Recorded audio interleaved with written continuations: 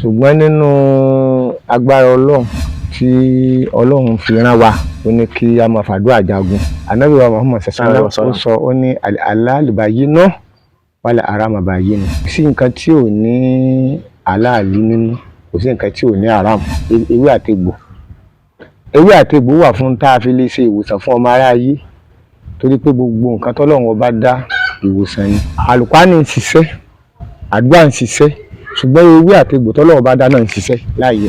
Àlùkùránì táwọn wò yìí ìwòsàn ni, ó wà ṣifā'un wa rahmatan. Bí èèyàn bá bẹ Ọlọ́run pẹ̀lú ìgbàgbọ́ tí ò ní iyèméjì, kò séyìí gbogbo àdúrà máa ń sábà gbà. Táwọn lù yẹn jìbìtì, ó rà àáfà tí ń gbá tí ń ṣe yahoo. Àáfà ń ṣe yahoo.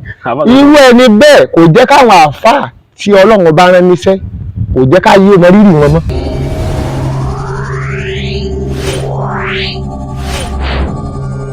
Yeah.